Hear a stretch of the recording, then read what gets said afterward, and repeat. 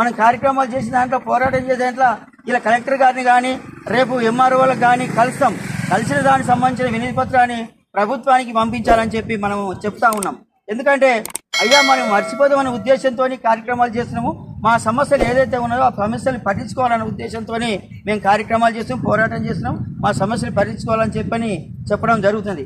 అయితే ఈ విధంగా రాష్ట్ర వ్యాప్తంగా మరి మీరు కొడంగల్నే కాదు రాష్ట్ర వ్యాప్తంగా కూడా ప్రైవేట్ పరం ఇప్పటికే సగభాగం జరిగిపోయింది.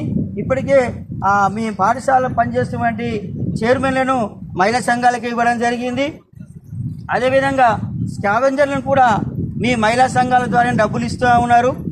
మరి మహిళా సంఘాల ద్వారానే వాళ్ళ పెద్దరికాలు జరుగుతూ ఉన్నాయి. ఇప్పటికీ భాగము ఈ మధ్యాహ్న భోజన పథకాన్ని ఇవ్వడం జరిగింది. ఇది సరి అయింది కాదు సార్, దాన్ని మార్చుకునాలా.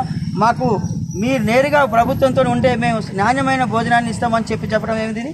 హరే రామ హరే కృష్ణకి ఇస్తే ఏదో ఒక 1 గంటకు 2 గంటల రాత్రికి వంట తయారు చేసి టిఫిన్లలో పెట్టి పంపిస్తే ఆ తెల్లారి మధ్యాహ్నం 1 గంట పెట్టిన దాకంటే అది చెడిపోతుంది, పాసిపోతుంది, పిల్లగాళ్ళకు నాణ్యమైన భోజనం ఉండదు, కోడిగుడ్లు వాళ్ళు ఇవ్వరు. మరి ఆ పరిస్థితికి ఇట్లా ఉంటుంది సార్, అది కరెక్ట్ కాదని చెప్పడం జరిగింది.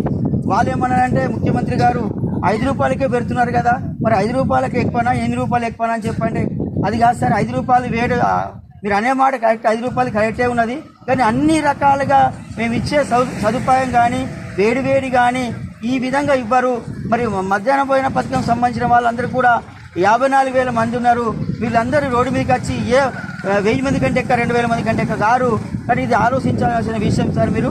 కాబట్టి మేము చెప్పేది ఏంటంటే ఈ ప్రైవేట్ పరం చేయొద్దు, ప్రైవేటు వ్యక్తులకు హరే రామ హరే కృష్ణ వాళ్ళకి ఇవ్వద్దు అని చెప్పడం జరిగింది. కాబట్టి ఈ సందర్భంగానే మనం కామారెడ్డి జిల్లాలో ఏదైతే కలెక్టర్ గారిని కలిసి మన సమస్యల గురించి మరి ప్రభుత్వం చెప్పిన విధానాన్ని అమలు పరచాలని చెప్పని, ప్రభుత్వం గతంలో ఇచ్చిన మాట నిలబెట్టుకోవాలని చెప్పని నేతృత్వం ఇవ్వడానికి మనం ఇక్కడికి రావడం జరిగింది. రేపు కూడా మీరు మండలాల్లో 2 గంటలకు వంట చేసిన తర్వాత ఎంఆర్ఓలకు మీరు 2 గంటల తర్వాత ఎంఆర్ఓలకు కూడా వినతి పత్రాలు ఇవ్వాలా. జిల్లా కలెక్టర్ గారిని మధ్యాహ్న భోజన వర్కర్స్ ఏఐటీ ఆధ్వర్యంలో కలవడం జరిగింది. మధ్యాహ్న భోజన కార్మికులు గత 4 నెలల నుంచి 6 నెలల నుంచి 10 నెలల నుంచి అంటే వివిధ మండలాలలో జీతాలు రాని వాళ్ళు, గుడ్లు బిల్లు రాని వాళ్ళు, SC ST BC OC bill రాని వాళ్ళు చాలామంది ఉండడం జరిగింది చాలా స్కూల్స్లో. అంటే బిల్స్ మొత్తం కూడా పెండింగ్ బిల్స్ మొత్తం ఇవ్వాలని చెప్పేసి ఈరోజు గౌరవ జిల్లా కలెక్టర్ గారు కావడం జరిగింది.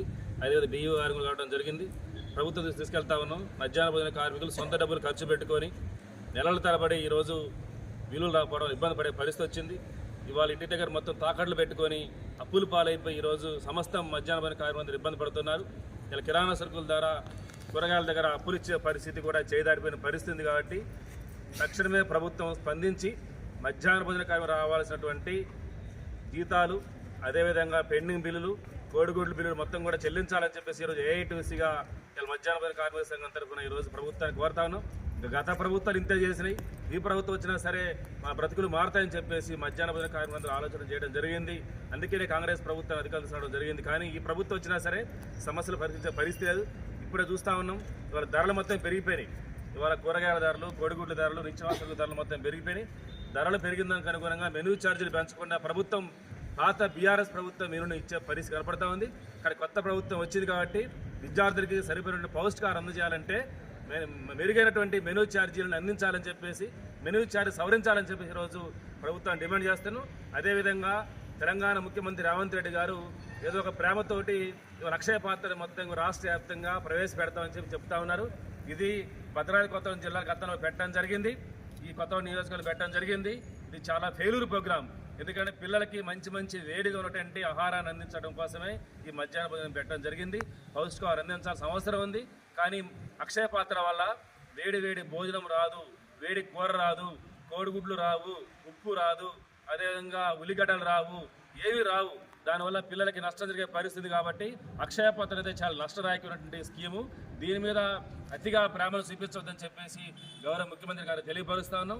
దీంతో ఇట్లా మీరు కొనసాగించే ప్రయత్నం చేస్తే రాష్ట్ర వ్యాప్తంగా అన్ని ప్రభుత్వ పాఠశాల మధ్యాహ్న భోజన కార్మికులు లక్షలాది మంది ఉన్నాము, వేలాది మంది మొత్తం ఉద్యమాలకు వస్తాము. ఈ ప్రభుత్వంపై తిరుగుబాటు చేయకముందే ముఖ్యమంత్రి గారు మంచి ఆలోచన చేసి అక్షయ పాత్ర రద్దు చేయాలని, మెనూ ఛార్జీలు పెంచాలని, పెండింగ్ బిల్లు ఇవ్వాలని, ముఖ్యంగా రేవంత్ రెడ్డి గారు ప్రభుత్వ అధికారులకు వస్తే ఎన్నికల మేనిఫెస్టోలో పెట్టారు 10,000 రూపాయలు జీతం ఇస్తామని చెప్పడం జరిగింది. దాన్ని సంవత్సర కాలంగా ఆవస్తున్నా సరే అమలు చేయలేదు.